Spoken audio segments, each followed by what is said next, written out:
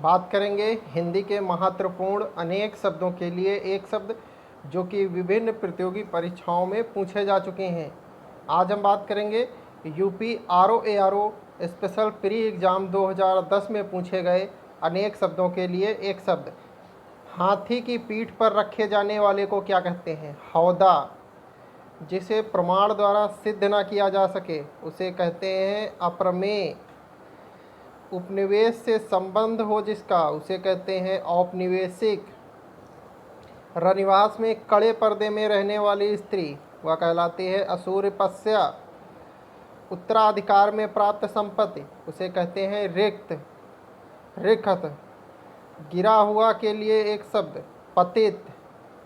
अपनी इच्छा से दूसरों की सेवा करने वाला वह कहलाता है स्वयं सेवक, जो स्वयं की इच्छा से दूसरों की सेवा करता है। गुरु के समीप रहकर शिक्षा ग्रहण करने वाला कहलाता है अंतेवासी।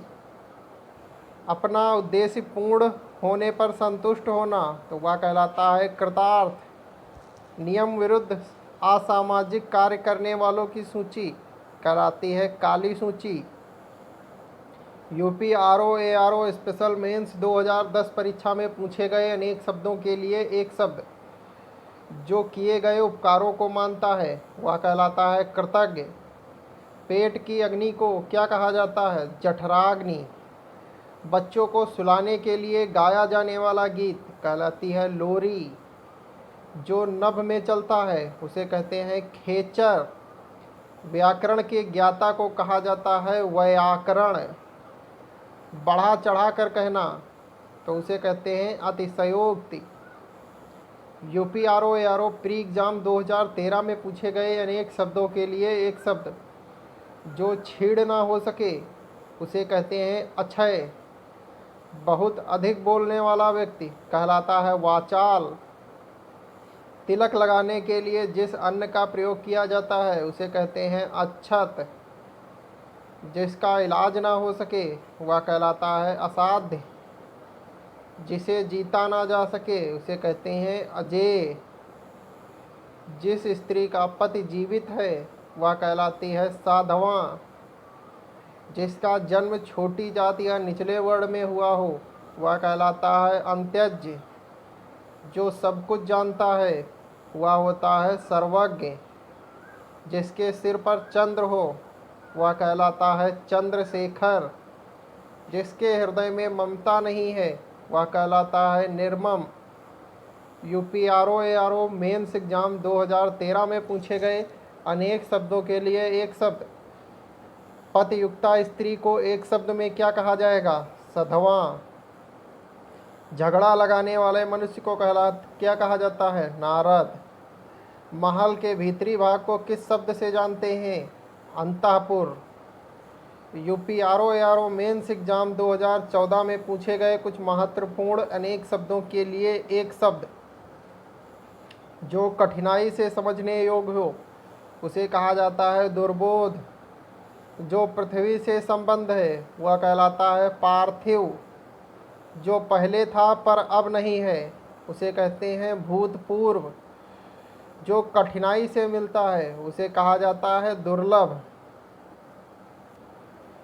जो बहुत सी भाषाओं को जानने वाला है उसे कहते हैं बहुभाषाविद। जिसे जानने की इच्छा है वो कहलाता है जिज्ञासा। जानने की इच्छा कहलाती है जिज्ञासा और जानने की इच्छा रखने वाला कहलाता है जिज्ञासु।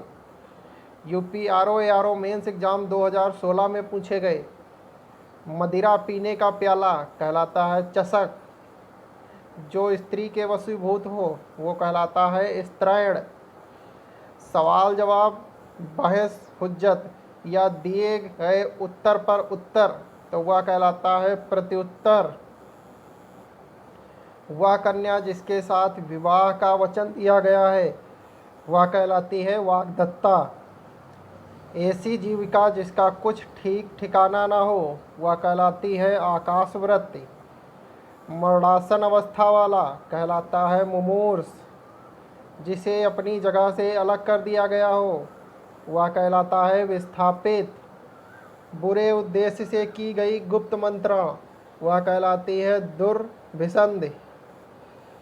UP UDA LDA mains exam 1995 में पूछे गए महत्वपूर्ण अनेक शब्दों के लिए एक शब्द जो वचन या वाणी द्वारा कहा ना जा सके वह कहलाता है अकथनीय। जिसका अनुभव इंद्रियों से ना हो सके वह कहलाता है अतीन्द्रिय। अतीन्द्रिय। घुटने तक बाह वाला कहलाता है अजान बाहु। बिना पलक गिराए हुए उसे कहते हैं आपलक। जिसका दमन करना कठिन हो उसे कहते हैं दुर्दम्य। जो भेदा या तोड़ा ना जा सके उसे कहते हैं अभेद। प्रिय वचन बोलने वाली स्त्री उसे कहते हैं प्रेमवदा। जिसके पार न देखा जा सके उसे कहते हैं अपारदर्शी। जिसका कोई शत्रु ना हो उसे कहा जाता है अजातशत्रु। जो सबको समान रूप से देखता हो उसे कहते हैं समदर्शी। UP UDA LDA mains exam 2006 में पूछे गए जिसका शत्रु जन्मा ही ना हो उसे कहा जाता है अजातशत्रु। शब्द द्वारा जो व्यक्त ना हो सके उसे कहते हैं अव्यक्त। सांझ और रात के बीच का समय कहलाता है गोधूली। जिसके हाथ में शूल हो वह कहलाता है शूलपाणी। जो सब कुछ जानता हो उसे कहते हैं सर्वज्ञ। यूपीएसडीआई एग्ज़ाम 2006 में पूछे गए जिसके पास कुछ भी ना हो उसे कहते हैं अकिंचन। तथाकथित निम्न जाति में जन्म लेने वाला वह कहलाता है अंत्यज। अनिश्चित जीविका के लिए वह कहलाती है आकाशवृत्ति। जिस पर हमला ना किया गया हो वह कहलाता है अनाक्रांत। जो बहुत मंद गति से कार्य करता हो वह कहलाता है मंथर। उचित अनुचित का ज्ञान रखने वाला वह कहलाता है विवेकी। जो अपने कर्तव्य का निश्चय ना कर सके वह कहलाता है किम कर्तव्य विमूढ़। अनेकों युगों से चले आने वाले वो कहलाते हैं सनातन। ऐसा कवि जो तत्काल रचना करता हो वह कहलाता है आसु कवि। यानी जो तत्काल रचना करता है वह कहलाता है आसु कवि। तो आज के वीडियो सेशन के विभिन्न महत्वपूर्ण अनेक शब्दों के लिए एक शब्द यहीं पर संपूर्ण यहाँ पर जो है समाप्त होते हैं। बचे हुए अनेक शब्दों के लिए एक शब्द अगली वीडियो सेशन में कंप्लीट किए जाएंगे।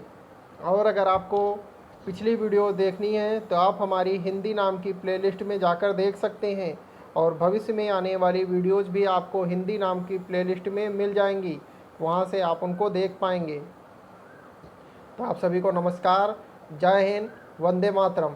और कमेंट सेक्शन में वंदे मातरम ज़रूर कमेंट करें, वंदे मातरम ज़रूर लिखें कमेंट सेक्शन में।